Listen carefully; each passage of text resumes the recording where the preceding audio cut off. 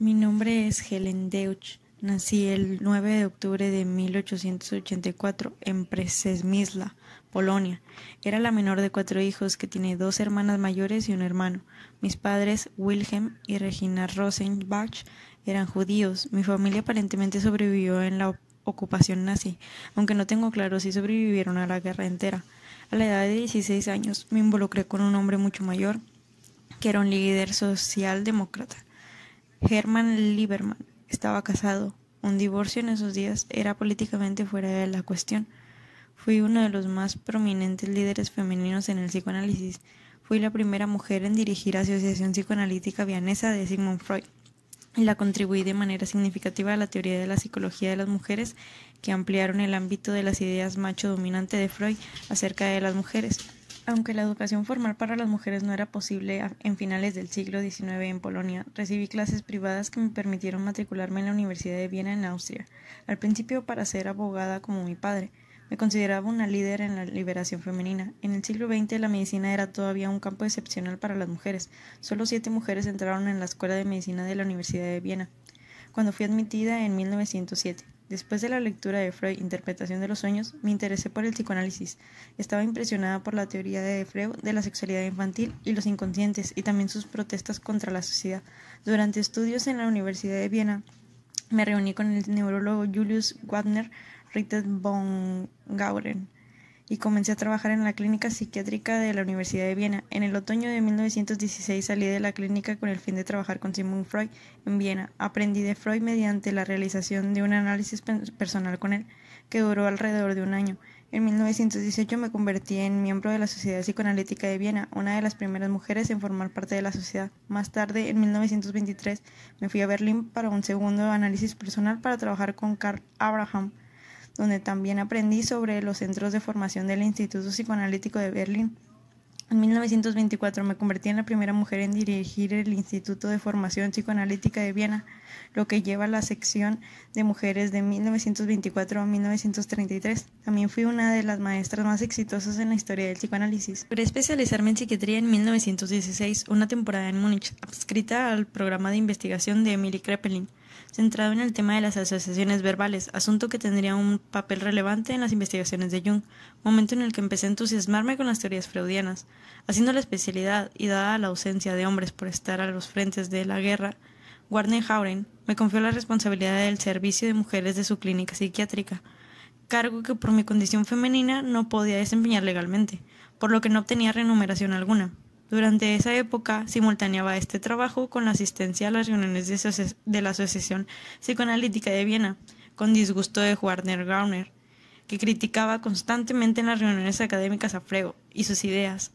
A pesar de esto, persistí en mi interés por el psicoanálisis, acudiendo como invitada a la Asociación Psicoanalítica de Viena a partir del 14 de noviembre de 1917, hasta ser elegida miembro adherente en la sesión del 13 de febrero de 1918, por lo cual presenté un comentario del artículo de Andreas Salomé, Anal y Sexual.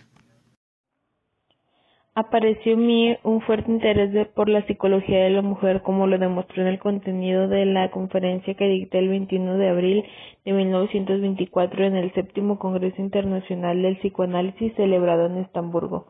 Su comunicación llevaba por título La psicología de la mujer con relación a las funciones de reproducción, que fue la base para la redacción del libro Psicoanálisis de las funciones sexuales de la mujer, donde abordé la sexualidad infantil de la niña, complejo masculino de la mujer, la diferenciación entre el periodo reproductivo del varón y de la mujer, la psicología de la pubertad, la psicología del acto sexual, el embarazo, el parto, la frigidez, la esterilidad, la lactancia y la menopausia. La existencia de síntomas en todo este proceso fue interpretada por mí como fruto de conflictos entre el amor narcisista y el amor maternal hacia los otros, superando así el enfoque freudiano en torno a la conflictividad con el complejo de castración y la envidia del pene. Sin embargo, este libro también fue criticado por Horney porque a esta le desagradó el masoquismo que yo atribuía a la mujer, aunque señaló con aspecto positivo que era el primer trabajo que se ocupaba específicamente de la psicología femenina. En mi teorización inicial me mostraba excesivamente sumisa al marcado por Freud respecto a la psicología de la mujer, aceptando por ejemplo los dos estudios de la sexualidad de la genitalidad, el cloritiano y la vaginal, y entendiendo por la fijación cloridiana era algo a supera si quería hablarse de un adecuado desarrollo de la feminidad, dado que esto implica que la mujer da primicia a las tendencias pasivas de la construcción bisexual sobre las tendencias activas propias del varón. Es bien cierto, sin embargo, que yo fui entonces algo más allá que Freud de la consideración del desarrollo femenino de la sexualidad, pues consideré la intervención de componentes no solo paternales y fálicos, sino también de la raíz primeramente maternal. Así. En cuanto al parto, yo llegué a clasificar como una orgía de placer masoquista, poniendo en contra del uso de narcóticos para tener un parto sin dolor. En mi argumentación veía el embarazo y el parto y la crianza al pecho del niño como la culminación del referido masoquismo femenino. En muchos sentidos fui más observadora y analista que teórica. Mi libro contiene numerosos extractos de historias de casos para ilustrar los aspectos más importantes de la visión psicoanalítica de la mujer. Mi principal contribución consistió en ampliar fases evolutivas posteriores el análisis de Freud del desarrollo femenino, que acababa esencialmente en la fase fálica y el complejo de Edipo. Comencé con el periodo pretuberal, que consideraba que los procesos críticos en el desarrollo psicológico de la mujer giraban en torno a la transición de niña a mujer. Continué después describiendo el desarrollo femenino y la personalidad en la adolescencia y la edad adulta. Mi pensamiento se mantuvo en gran medida en la ortodoncia freudiana. Perfeccioné la distinción de Freud entre la función del clítoris y de la vagina, que consideraba que en el paso del erotismo cotidiano, la vagina constituía una importante tarea que lleva a cabo en la pubertad y en la adolescencia, que esto se reflejaba en cambio de la actividad a la pasividad, representando el clítoris el componente activo masculino que la mujer debe abandonar para ser verdaderamente femenina. También acuñé a la expresión de la masculinidad para aludir a ciertos casos de fracaso de la mujer en su intento de adaptarte. Estas mujeres se caracterizaban por el predominio de las tendencias masculinas activas y agresivas que entran en conflicto en el ambiente que los rodea y con sus propias tendencias femeninas. A mediados del siglo 60 saqué a la luz neurosis y tipos de carácter, cuya primera era una reducción de mi psicología de la neurosis y la segunda era una serie de escritos clínicos elaborados de 1919 hasta 1963, en los que se vuelve a ocupar de la homosexualidad de la mujer, la maternidad y la sexualidad, la frigidez y la contribución en la psicología del ego al tipo psicopático. Ya en mi etapa de decadencia, presenté en el Instituto Psicoanalítico de Nueva York a finales de los 60 un estudio psicoanalítico del mito de los Dionisos y Apolo, y 4 años después aparece mi última publicación, una especie de autobiografía titulada Confrontaciones con mi self, que yo misma estimé con una prolongación de la psicología de la mujer. Entre otras confesiones, afirmo que me había librado de la influencia de mi madre gracias a 3 hombres, mi padre, Hermann Lieberman y Sigmund Freud.